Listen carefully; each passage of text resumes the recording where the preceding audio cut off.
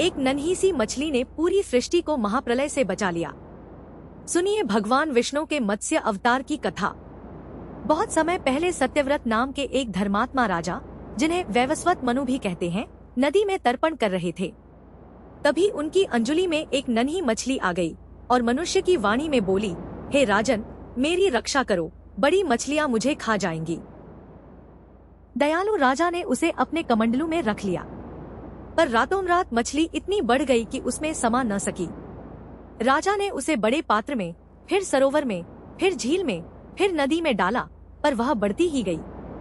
अंत में उन्हें उसे विशाल सागर में छोड़ना पड़ा।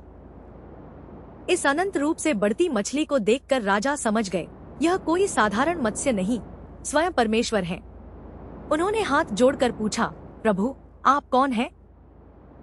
तब भगवान विष्णु ने मत्स्य रूप में दर्शन दिए और चेताया, 7 दिन में महाप्रलय आएगा और सारा संसार जल में डूब जाएगा।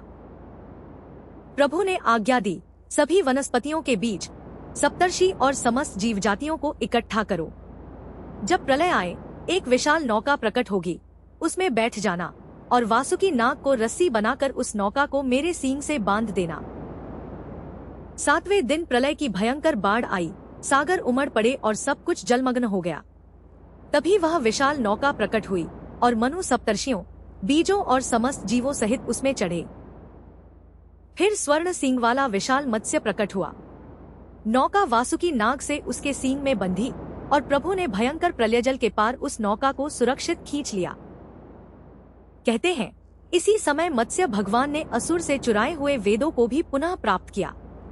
जब जल उतरा, मनु द्वारा बचाए बीजों और जीवों से पृथ्वी पर जीवन का फिर से आरंभ हुआ।